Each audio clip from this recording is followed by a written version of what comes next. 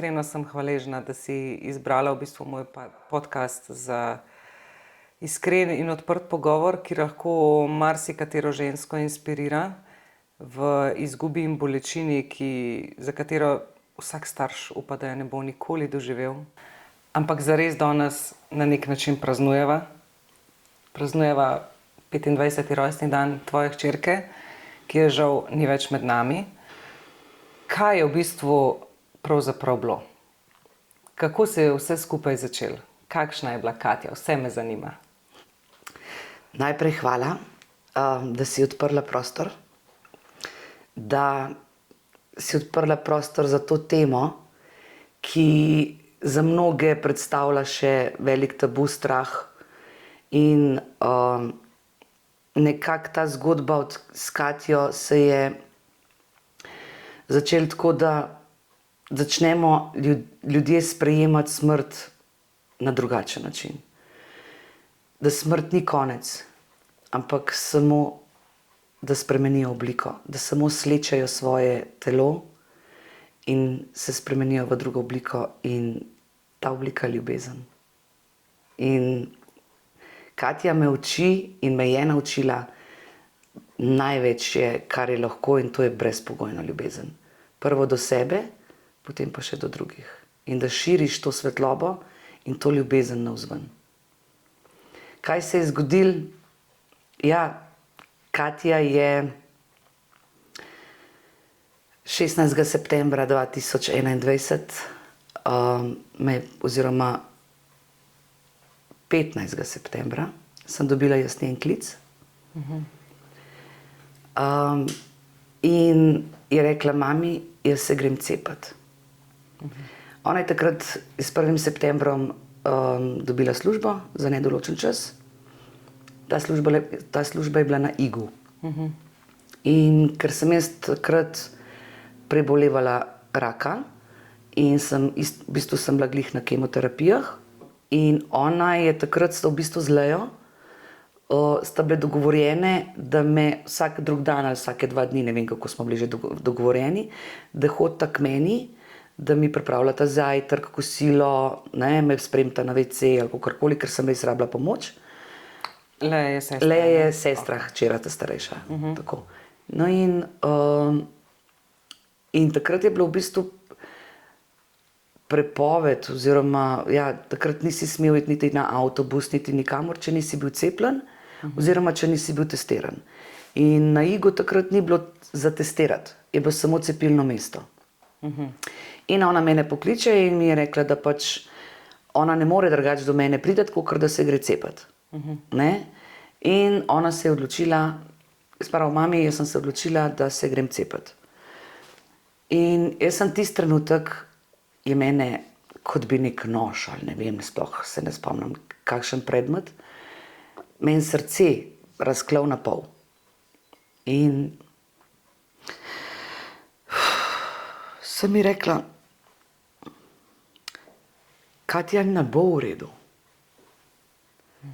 In potem je ona rekla: mami, zaupaj mi, vem, da je to tako prav,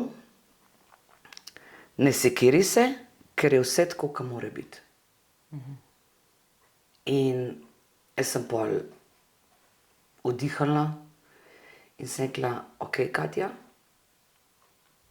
glede na to, da si polnoletna, bila je stara 20 let, tvoje telo, kreator svojega življenja, odgovorna si za svoje življenje, odgovorna si za svoje telo, sem rekla: s tem sprejemam tvojo odločitev in sprejemam vse posledice, katere sledijo, in vem, da ne bojo lahke. In v tistem je rekla meni: mami, zaupaj. In nekako fant jo je takrat preprečeval, sestra Leja jo je preprečevala, ampak ne Ona se je vem, odločila. pot duše je klicala. In v bistvu tako bom rekla, da še danes mislim, da je žrtvovala svoje telo za mnoge druge ljudi, da je nekako s tem svojim odhodom preprečila mnogim, da se jim ni zgodilo isto. Ona se je v bistvu cepila v času koronavirusa proti koronavirusu, a ne, z cepivom Janssen, če se ne motim. Kaj je bilo od tistega momenta, ko se je cepila, do takrat, koliko časa je minilo od momenta? 10. dan. 10. dan. Ja. Tisti dan je bilo vse v redu, pač čisto normalen, kot da se nič ni zgodilo. In potem je prišel 10. dan, sobota, nedelja. Njo je dopoldne začela boleti glava, neznosno. Vzela je pač protibolečinske. Jaz sem potem že, to je bilo že v bistvu cel dan, okrog 6, 7 zvečer sem jaz začela spraševati, dajmo poklicati rešilca, dajmo poklicati, pejte gremo na pregled. Rekla, ne, ni treba. Ne? In jaz sem kljub vsemu klicala reševalce, povedala, kakšno je stanje, in jaz sem dobila v bistvu odgovor, gospa, to je samo močna migrena, dajte ji še dodatne protibolečinske, pa bo minil. Okay. Potem je pa ona že začela tako, ne da bi izgubljala zavest, ampak izgubljala je, ni vedela, kje je flaša, ker je bila blazno žejna. Pol ni vedela več, ali je pila ali ni pila, zmedena je bila, odsotna, ne vem, pač ni bila ta prava. Potem je pa začela že spreminjati obrazno mimiko. No, potem so pa to je bilo pa že pol 2 zjutraj, ko so pa mogoče res malo bolj resno vzeli, pa še vedno ne toliko dovolj, da bi pač, ne, in so prišli in tako, in se bo ona hodila, in on jo je samo v zid vrgala, ne. In, ne boste mogla hoditi, no, pa so jo dali pa odpeljali, tako da, ko so jo pripeljali tja, je pač ti pregledi tako naprej. Ja.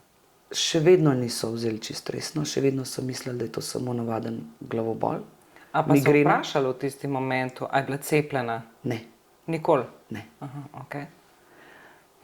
Ker takrat tudi jaz nisem šla tja, ampak je šla sestra Leja. Jaz v tistem stanju res nisem bila sposobna stati zaradi kemoterapije, kaj šele, da bi prišla po stopnicah ali karkoli. S tem, da takrat tudi Leje niso spustili do Katje, ker ni bila cepljena. Tako da je Leja potem naredila džumbus, če lahko temu tako rečem, da so prišli na hodnik, kaj se dogaja, tako da je v bistvu na silo prišla do Katje.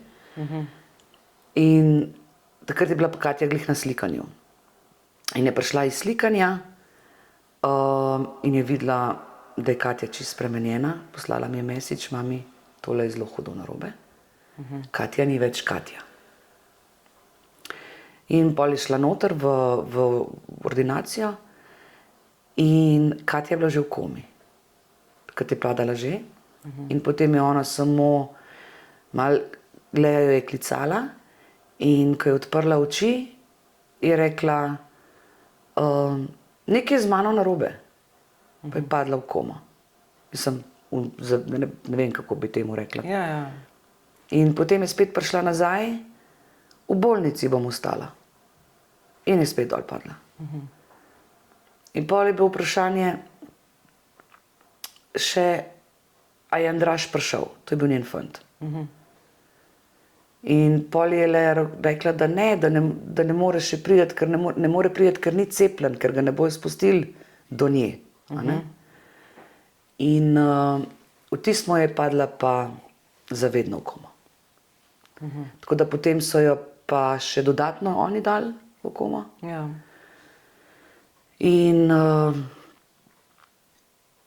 občutki so bili tako čudni. Ampak vse, da sploh ne znam povedati teh občutkov, opisati. Jaz še vedno nisem bila prepričana, da je to smrt. Mislim, da bo to konec.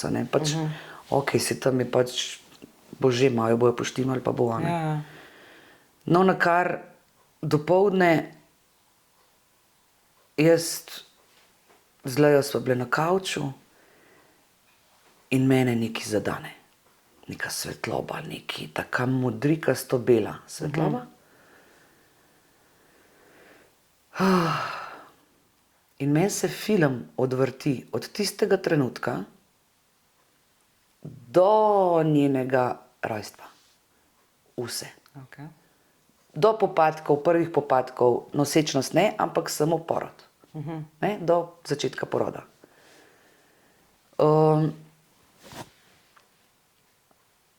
In Leja je to zaznala. In me je prijela in me je samo začela trest. Mami, kaj je? Sem rekla, s Katjo je zelo hudo narobe. Vtisnil sem rekla, jaz moram poklicati tja. Pokličem tja, to je pa res, klic so se mi pa vedno odzvali. Klicala sem lahko, nisem smela iti tja, ker nisem bila cepljena. Pa še tako si bila v bistvu v eni fazi, ko si bila zelo Ampak jaz, če bi občutljiva, ne? vedela, da se to zaključuje, pač jaz bi zbrala tisto moč, pa bi šla. Ne? Imela bi priložnost se nekako posloviti drugače, kot je bilo potem možno. A ne? No, v glavnem jaz pokličem potem tja in se mi oglasi neka zdravnica in pove, da je s Katjo res zelo hudo, da je bila odpeljana v operacijsko in da ji rešujejo možgane, ker ona je imela, na eni strani je imela krvavitve v glavi, na drugi strani možganov je imela strdke. Oboje hkrati. Tako da v bistvu njej niso mogli nič pomagati, zato ker kaj bi ji dali, bi bilo pač, ne. In takrat so jo odpeljali, da so ji začeli, v bistvu so ji pobirali kosti lobanje dol, zato da so dali prostor možganom. Ja, ker zatečejo, ne? Ker zatečejo, da se ne bi pač zlili skupaj, ne. Ampak je bilo nemogoče. Ker tudi sama kri je postajala želatinasta po celem telesu, tako da ni bilo pač tam, kakor je bilo, ne vem, žile so kar pokale po mojem tam, pa kar ne znam si predstavljati v bistvu to. Tako da tisti dan, tudi ko sem jaz pač zdravnico spraševala, ampak Katja je stabilna, a ne, glede na to, da je pač bila v operacijski, pa pač ne. Je ona rekla, ne gospa, Katja ima samo 1% življenja. Ja, ampak ona je stabilna. To me ni bilo, da je konc, a ne. Takrat se je bil pač mogoče prvo spoznanje, da je smrt ni konec. Ker jaz jo še vedno čutim, jaz jo imam, še vedno sem povezana z njo. Še vedno je tako, res da jo fizično ne slišim. Ampak še vedno je prisotna, tudi danes je prisotna. A ne? In ta ljubezen, ta povezava nikoli ne mine. No in takrat v bistvu jaz sem si vzela potem čas za sebe. In to je bila ura polnoč, ko sem šla sama v sobo. Sem šla v meditacijo, zraven sta bile bela pa črna mačka, Perla pa Puma. In sem rekla, nič, poletimo k njej. Ker jaz lahko tudi astralno potujem, sem si takrat dovolila. V bistvu sem Pumi pa Perli rekla, da naj čuvata moje telo, da ne bo vdora kakšnih drugih sil, ampak da jaz potujem h Katji. In sem prišla, si jo poklicala. Stale sva tako na nekem travniku, pojma nimam, tako. In tako v daljavi je bil nek vodnjak. Za vodnjakom je bila meglica. In ona je prišla izza vodnjaka pred meglico. Ne? In je prišla ona in pride tako do mene, vrgla je tiste svoje lase tako nazaj, tipično za njo. Me objame, so stale nekaj cajta v tem trenutku, tem občutku. ki še danes traja, ki se ga še danes spominjam. A ne? In tako me je pogledala in rekla, hvala mami. Pa jaz ko pravim, veš Katja, ti v tem trenutku najbolj veš, kaj je naprej. In prosim te nekaj, če ti vidiš, da ne boš 10% taka, kakršna si ti bila pred tem dogodkom, te prosim, da odideš. Zapusti to telo, ker jaz bom lažje odžalovala, kakor da te gledam, ne vem, mlado telo si, 20 let si stara, zdravo srce, zdravo celo telo, a ne? In ne bi mogla v bistvu gledati te 30, 40, 50, 60 let, da si ti rastlina, da ne moreš premikati niti učk, ne morem ti pomagati in takšno življenje si ne zaslužiš. Ne ti, ne jaz. In lepo te prosim, da če to vidiš, da zapustiš, spremeniš obliko in greš. Se ne bo šla, samo slečeš zemeljsko obleko. Tisno me je ona objela, poljubčkala, hvala mami, da me razumeš. Hvala mami, ker si tisti trenutek, ko sem se jaz odločila, sprejela mojo odločitev. In tako je ona potem šla nasmejana, sproščena, pomahala, dala poljub in je šla v meglico. Prišla je izza meglice, šla je pa v meglico. Tako da, In kdaj je potem, to je bilo, ne kdaj vem, je koliko je potem bila pač fizično dejansko umrla tisto noč. tisto noč? Mene so pa v bistvu ravno te dve muce vračale nazaj v telo. Ker me je bela mačka začela praskati. Jaz sem se zjutraj zbudila cela popraskana. In od tiste noči imam tudi 2 rjave pike na ustnici. Ne vem, simbol ali kako naj rečem. Ampak res, in vsakič, ko je ona mene popraskala, sem se jaz vrnila v telo. Aha, tukaj sem, doma sem. Aha, okej. In v tistem trenutku sem bila že spet pri Katji. A ne? Ne greš ti z njo, ne? V tistem spet, ne? Jaz nisem čutila, da ona mene praska. Jaz sem se sam zbudila v bistvu v tistem telesu. Popolna tema je bila v prostoru, ampak samo mačje oči so svetle. In so osvetljevale cel prostor. Tako da je bila v bistvu prenešena ali pa kot nek most svetlobe med mano in Katjo. Ampak zdaj na nek način se mi zdi, ko se recimo staršu to zgodi, da mu umre otrok, vsi najprej pademo bi padali verjetno v nek kolaps, vse se ti zruši.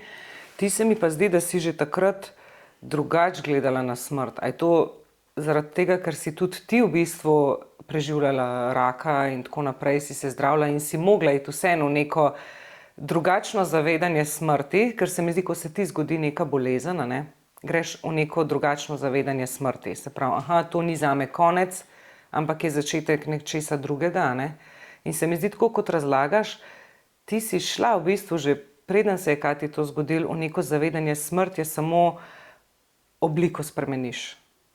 Ker to starši, ne vem kako naj ti povem, jaz recimo ne bi mogla tako gledati na to, ne? Ker do zdaj nisem imela nekih takih, ne vem, ali bolezni ali karkoli, da bi gledala na smrt na takšen način. Meni je smrt pač konec. Ti si pa že prej v bistvu se zavedala, da smrt na nek način ni konec, a ne? Od kje si imela sploh to zavedanje, drugačen pogled na smrt? Mogoče iz lastne izkušnje. Zato, ker sem tudi sama potovala v onstran že ne 2-krat, 3-krat. In jaz sem takrat doživela, kako je tam. Kako je tam lepo. In jaz sem nekako dobila, nekako zaupala, da ji ne bo nič težko, da v bistvu gre na lepš, da je tam bolj večja milina. To, ne vem, to je nek drugačen nivo, ki ga tukaj na zemlji ne doživimo.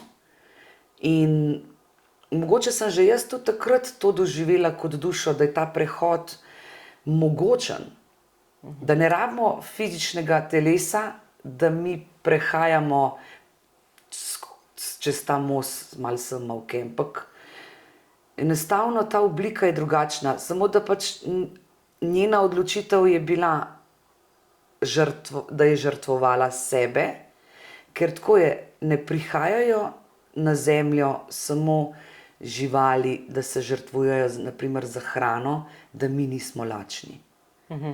Prihajajo tudi ljudje, ki žrtvujejo svoje telo za spremembo tega našega planeta Zemlje.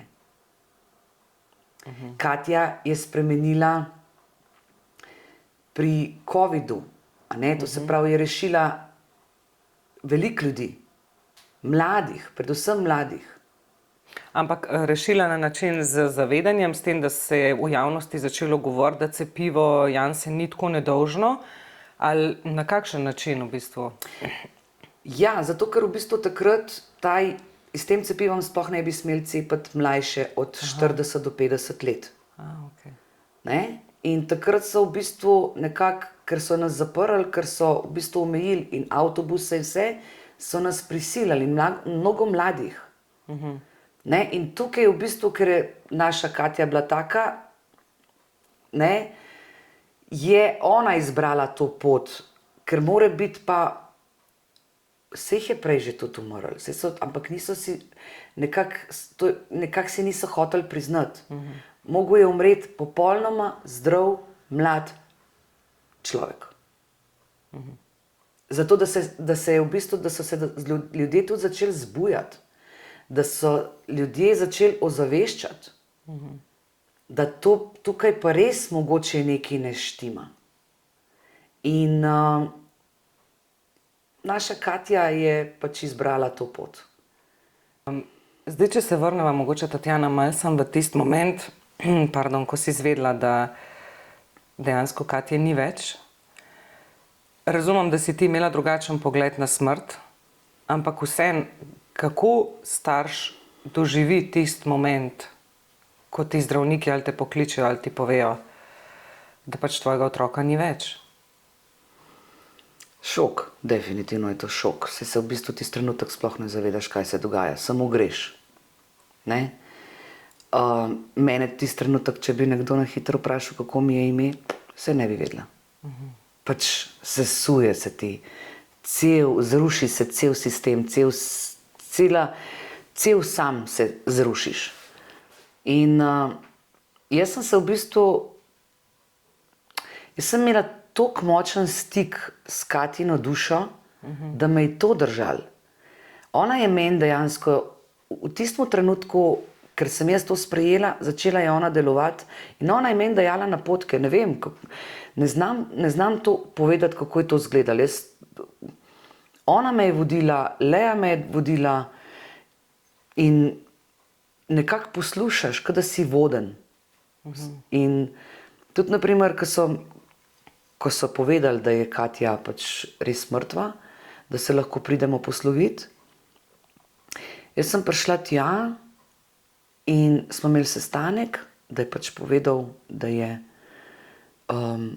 konec, a ne? In v tistem sem jaz zaslišala in začutila Katjo. Nad mano je bil monitor, s Katjinim utripom in tem. In jaz sem njo začutila iz strani in ona sem mu rekla, mami, daruj organe. Meni nič jasen, kako, kaj zdaj, ne. In sem potem tudi zdravniku rekla, jaz bi pa darovala organe. In on tako prav, to sem pa si hotel jutri vprašati. Sem rekla, ja, ampak jaz vem, da pač v tolikih 36 urah ali nekih urah pač je treba to iz telesa ven spraviti. In zdaj, če si Katja to želi, dajmo narediti to. In kako sem dobila potrditev, da si res to Katja želi? Na monitorju je bil, ko smo se pač, ko je on govoril, je bil utrip 81, 82. Ko sem jaz to izustila, ko sem jaz to povedala na glas, je utrip skočil na 115, 118. In to je bila meni potrditev, da tukaj sem, ne vem, te znake sem hitro začela, ne vem, podoživljati oziroma videti jih. In tukaj sem črpala nekako to moč oziroma to svetlobo, da sem obstala. Ampak takrat, ko si se šla posloviti, je utrip še bil, ali kaj? Ja, ker oni so jo potem odklopili, ne? Oziroma ne odklopili, vse so v bistvu, mi smo darovali srce, ledvica, roženice pa kožo. Ok. Možgani so bili pa... Ampak, kaj veš, probam si predstavljati moment, ko otroku še na nek način bije srce, čeprav razumem, ne? Ker utrip je v bistvu bitje srca. In mislim, vsak bi rekel, ne, to še ni konc, ne, to še ni konc, a veš? Jaz, ko sem tudi prišla do nje, jaz sem v sebi čutila, da je ona moj največji heroj. Tisti trenutek sem čutila, da je ona izbrala to pot,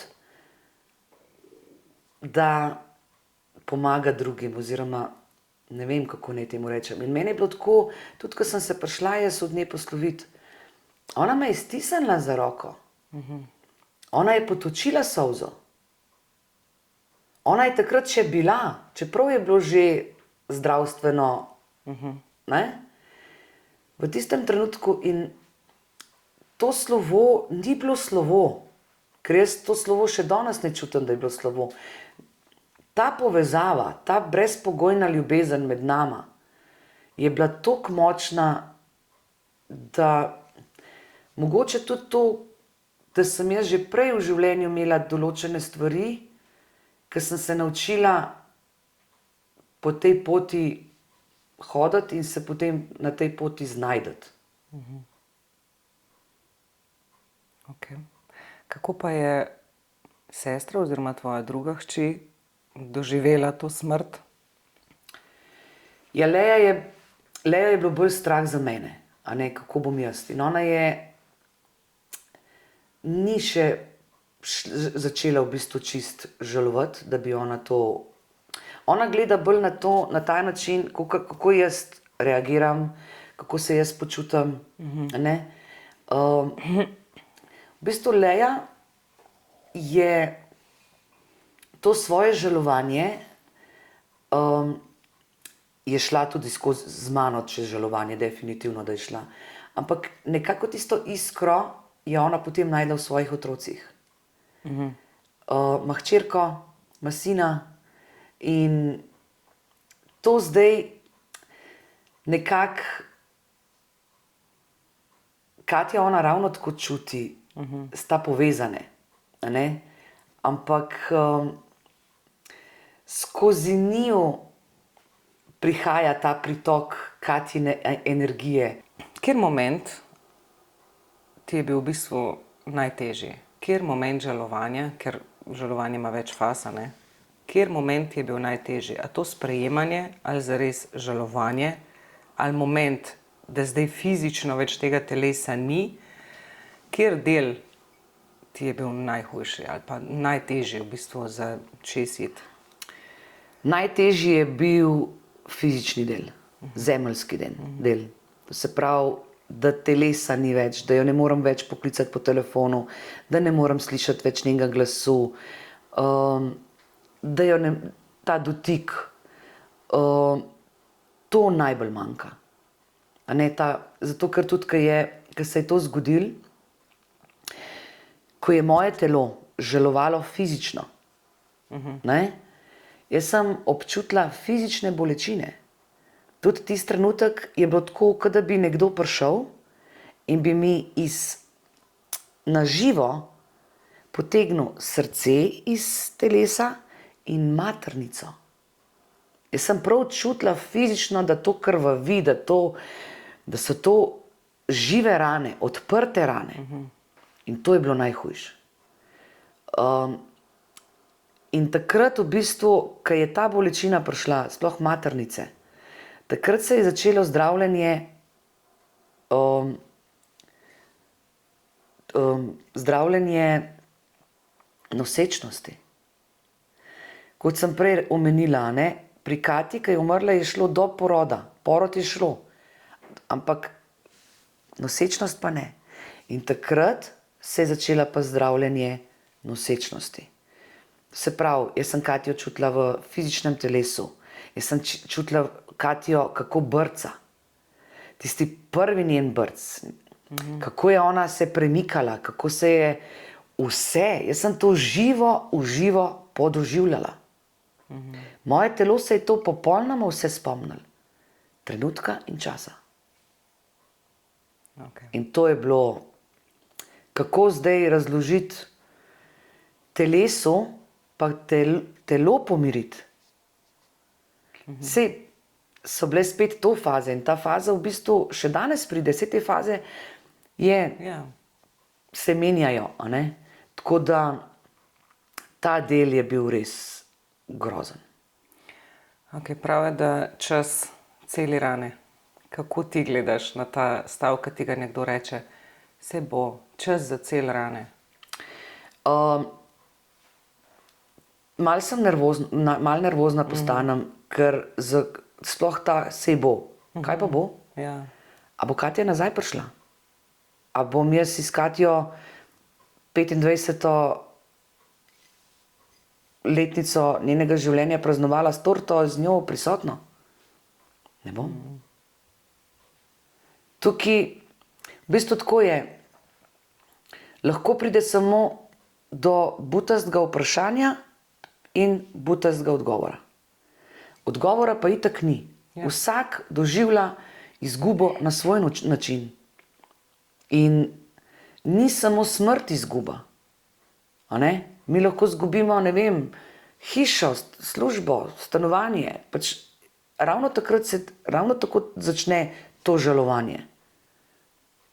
In če mi gledamo to zdaj splošno, ne, se lahko, kako se pa soočamo, ne vem, takrat, na isti način. Ampak si se mogoče takrat po smrti malo zaprla vase ravno zaradi tega, ker so bili okoli ljudje, ki so na nek način, vse se mi zdi, da ljudje, ki rečejo, sej bo, sej nič slabega ne mislijo, ampak pač ne znajo v tistem momentu odreagirati, ker ne veš, kako boli, če nisi tega doživel. In težko nekomu rečeš, sej bo, če nisi ti tega doživel. Ne? Ampak a si se takrat v bistvu zaprla vase? Ne bi rekla, da sem se jaz zaprla vase, ampak sem bila pa 1 leto v tišini. Imela, par klicev od prijateljic, od Leje, ampak ni bilo to tako globinsko. Zato, ker v bistvu takrat mene ne more nobeden potolažiti. Jaz se lahko potolažim samo sama. In vsi te glasovi, ki so bili prisotni, so me motili, ker jaz moram priti do svojega notranjega glasu, ki je kričal.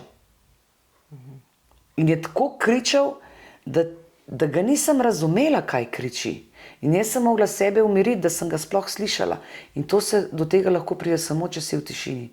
Ker tudi ljudje, pač Katja so imeli blazno radi. In jaz razumem, da je bilo njim tudi hudo. In potem je izpadlo iz moje strani, moji občutki, da moram jaz tolažiti njih. Jaz tisti trenutek nisem bila sposobna tolažiti njih. Jaz moram tolažiti sebe. Jaz moram najti svojo pot. Jaz sem takrat prebolevala raka. Jaz sem bila takrat na kemoterapiji. Jaz sem mogla sestavljati tudi svoje fizično telo. Ker jaz sem bila z eno nogo ravno tako tam, kjer Katja. Ne? In jaz sem bila v telesu zelo šibka. In jaz sem mogla paziti, s kom komuniciram, s kom sem, zato ker da me ni bilo preveč za moje fizično telo, zato ker, ko je bila Katja še živa, pred to hudo operacijo, sem jaz njima obema obljubila, da se bom pozdravila in da bom preživela. In jaz obljubo držim. Čeprav vedno ni vse v tvojih rokah, ne? Ja, ampak jaz sem to dušno čutila. Je razlika. Ja. Če si mi dovolimo začutiti, občutiti in čutiti vse to, je lažje.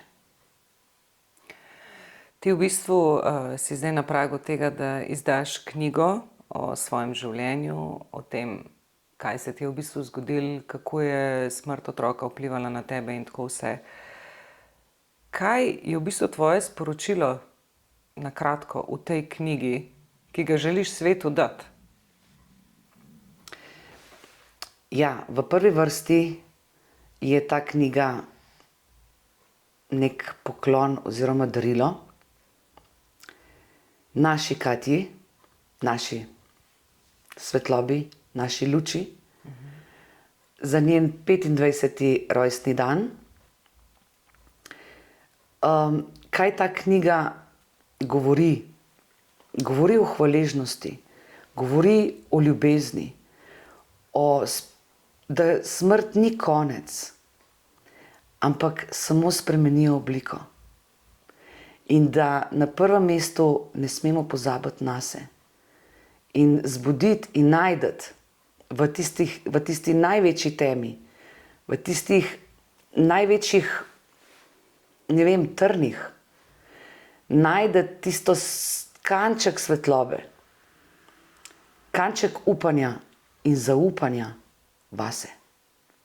In verjeti, da vse enkrat mine, dobro in slabo.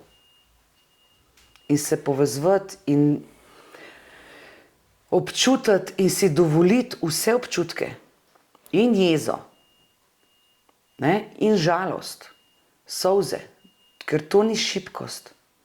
S tem dobivamo moč v sebi. In to, da jaz imam priložnost dati to Katji, ker jaz ne morem več v fizični obliki dajati daril, ji lahko jaz v zahvalo podarim knjigo z naslovom Katja, moja luč, ki postane luč vsakega bralca. In da tudi njena pot, ki še vedno živi naprej, sveti v vsakemu bralcu vseh nas. Tako v bistvu pogumno in s tako lučjo okoli tebe govoriš o smrti svojega otroka. Oprosti, v redu je.